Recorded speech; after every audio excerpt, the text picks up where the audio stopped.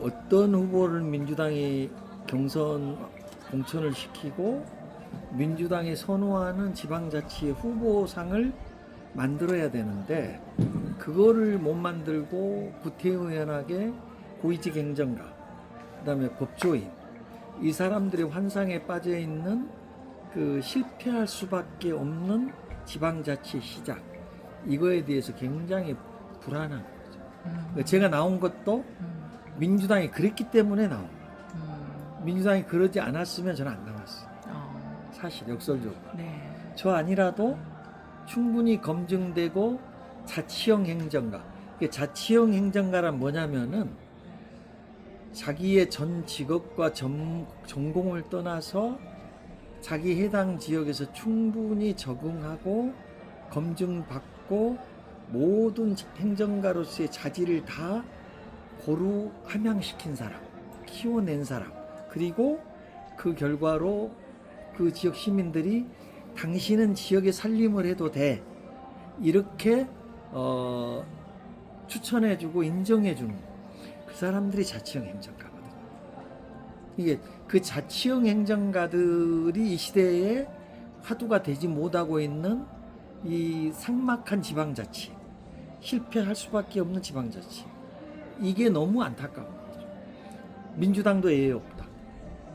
이재명 대통령이 중앙정치는 너무 잘하시나 지방자치 성공을 위한 가장 핵심적인 그 지방자치단체장에 대한 선별 기준에 대해서 시대적 합의가 없다. 이게 대한민국 지자체가 성공하지 못한 핵심적 요인입니다. 그래서 출마하셨군요. 그런데 민주당이 그걸 잘할 것 같았으면 저는 안 나왔어요. 네. 진짜로. 네, 네. 그런데 안타깝게 호남은 그동안 희생만 하고 민주주의를 위해서 기여만 하고 지역 차별당하고, 네. 그리고 호남의 정치는 더구나 우리 호남의 유권자들을 위한 경제적 삶이나 유권자들의 어떤 생활을 보듬거나 헤아리거나 배려하지 못한 이 안타까운 현실.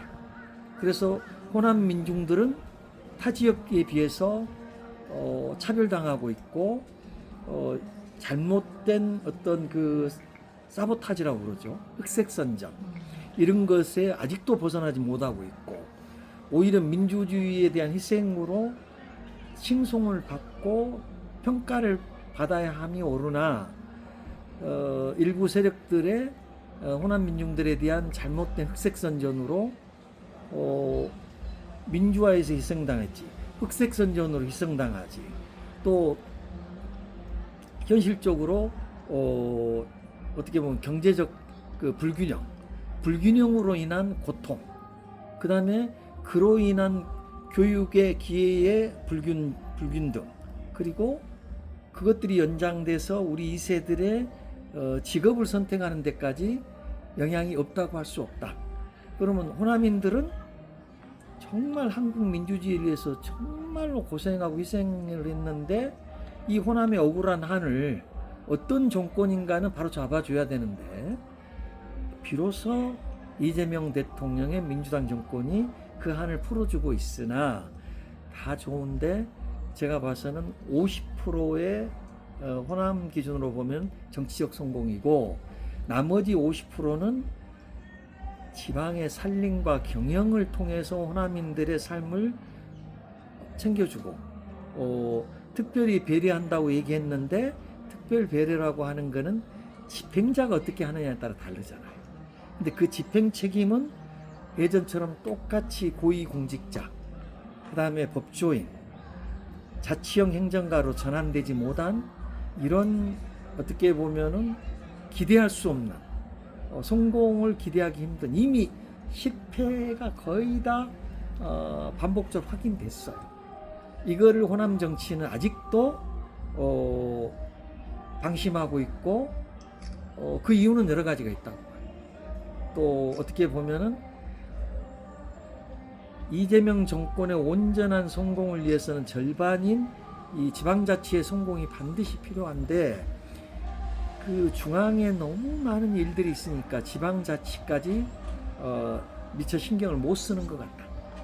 그러면 민주당 중앙당이라도 공천 혁명부터 시작해서 새로운 그 지방자치단체장에 대한 기준들 이런 것들을 만들어서 대한민국 유권자들의 호응을 얻어야 되거든요. 근데 지금 오로지 이재명 대통령의 정치 하나로 모든 것들을 다 이겨내려고 해요. 너무 기대고 있죠. 억지스럽고 어색하다, 궁색하다, 진짜.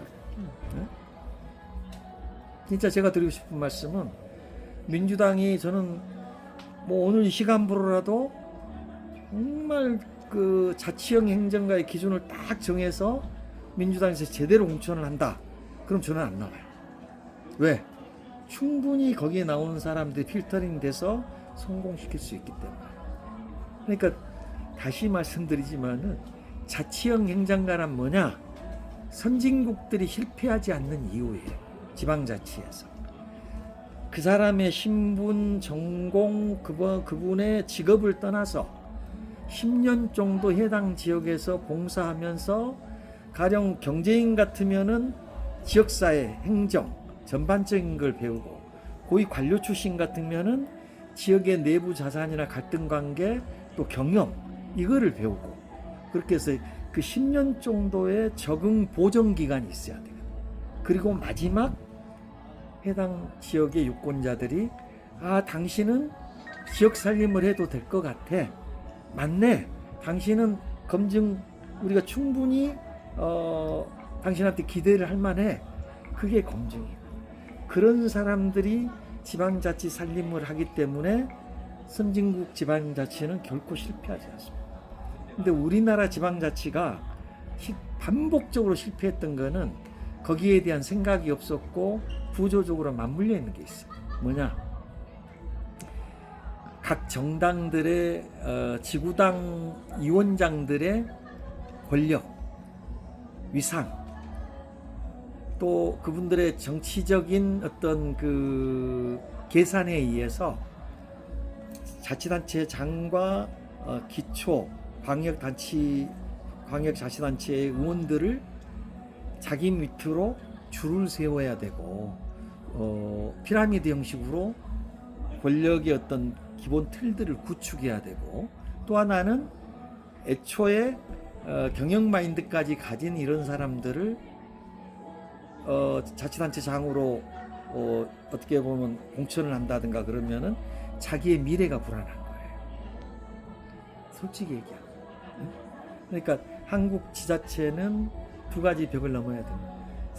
생각이라는 벽을 넘어야 되고 두 번째는 우리 지구당 위원장들의 권력을 위한 공천. 이건 죄악이다. 한국 민주주의의 절반을 가로막고 있는 죄악이고 우리 민중들과 유권자들이 진정으로 원하는 그 살림, 지방자치를 성공으로 이끌어서 삶을 케어해주고 정주 여건을 만들어줘야 된다고 하는 이 본질을 접근할 수 없도록 구조적으로 막아버리는 거예요. 그러니까 예를 들면 가정살림을 우리가 예로 들어도 안살림은 어머니가 하는 거예요. 그러니까 어머니는 아버님의 수입이나 아버님이 벌어다 주는 그 예산 규모에 맞춰서 전략해서 생활을 하고 자식들을 수입 범위 내에서 지출하도록 전략하도록 키워내고 이게 안살림의 전문가들. 그걸 누가 하느냐? 순천시의 공무원들과 여수시의 공무원들이 하는 거예요. 그 안살림은 규정에 따라서 전략하고 법을 위배하지 않고. 그럼 바깥살림은 누가 해야 되느냐? 시장이 하는 거죠. 그럼 시장은 뭐가 바깥살림이냐? 여수로 말하면은 여수 산단이 20년 전에 망할 거라고 예측이 됐으면은 이미 그때 정밀학 산단을 여수에 조성하고 투자 유치를 해야 되겠다고 생각하고 대기업 오너들을 쫓아다니면서 투자 유치를 했어야 되는 거예요. 근데 안타깝게 울산은 이미 했습니다.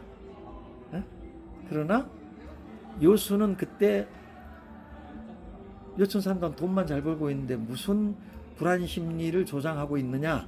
이게 호남 정치와 영남 정치의 차이입니다. 영남 정치는 충분히 경제를 가지고 자기 지역민들의 경제적 삶을 챙기는 정치예요. 우리가 어떻게 보면은 상당히 오기의 눈으로 보고 있는 영남 정치의 장점. 그분들은 유권자들의 경제적 삶을 챙겨요. 호남 정치의 가장 잘못된 거, 민주주의를 얘기하고 인권을 얘기하고 복지를 얘기하면서 자기 유권자 호남인들의 경제적 삶을 결코 챙기지 않았어. 예를 들면은 거꾸로 말하면 영남의 유권자들이 현명할 수도 있어요. 깃발을 민주당 깃발과 국민의힘 깃발 두 개를 들고 잘하는 쪽 깃발을 들어주는 거죠. 두 개를 경쟁을 시킵니다. 호남은 이 한쪽 깃발을 아예 들지도 않고, 시대 상황이 그랬죠. 오로지 우리한테 있는 깃발은 민주당 깃발밖에 없어요.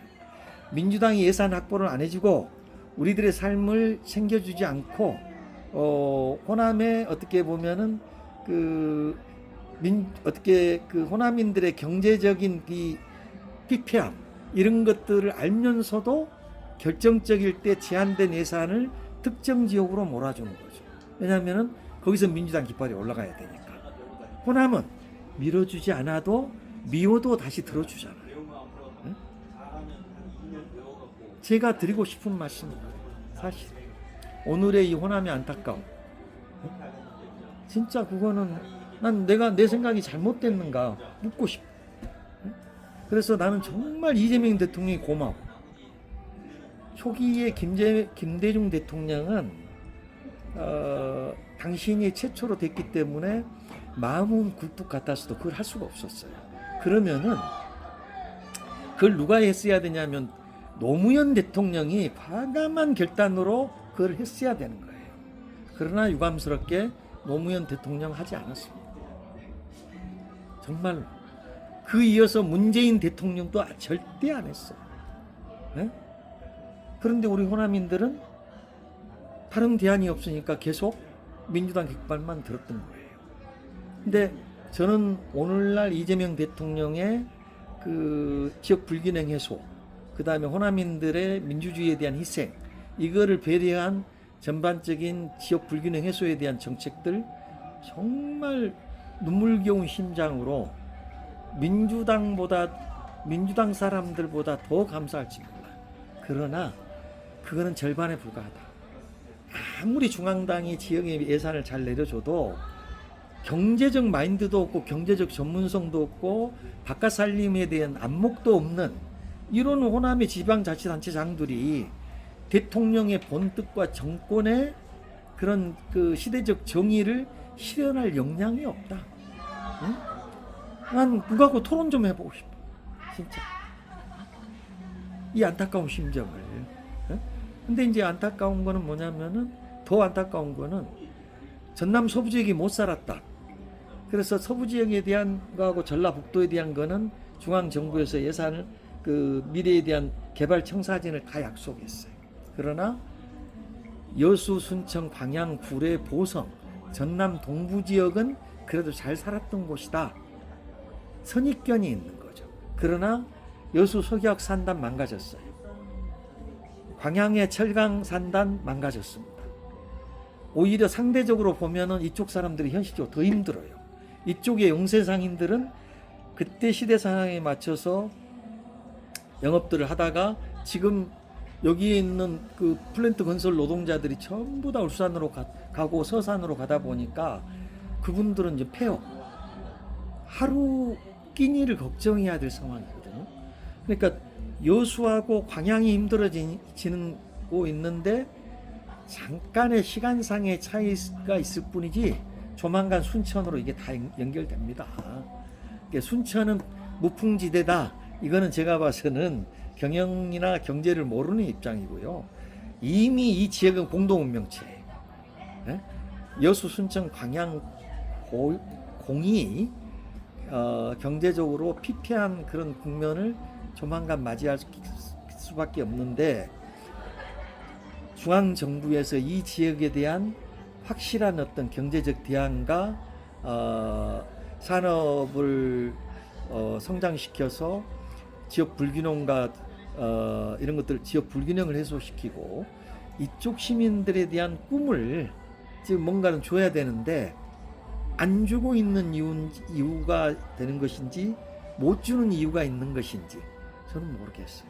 그래서 진실로 저는 민주당 정부와 이재명 대통령께 전남 동부 지역에 대한 현실적인 고충 이거를 빨리 좀 간파하시고 이 지역의 각 지역에 맞는 산업들에 대해서 고민들을 하고 발표해 줘야 된다. 그리고 이 지역도 정말로 경제를 아는 자치단체장들에 대한 그 고민들을 민주당 해야 된다. 안 하면은 저는 이재명 대통령 중앙 정치는 성공했으나 지방자치는 결코 성공하지 못했다. 그리고 의외로 여러 공천에 대한 잡음들과 뒷거래 이런 얘기들이 있으나 확인되지 않는 사실들이라서 저는 무슨 말씀 못 드리겠어요. 그 지방자치에 관한 한 이재명 정부 달라진 게 하나도 없습니다. 기대할 것도 없습니다. 사실 오히려 여수의 선박람회가 이거는 그 엑스포도 아니고 엑스포지션이라고 하는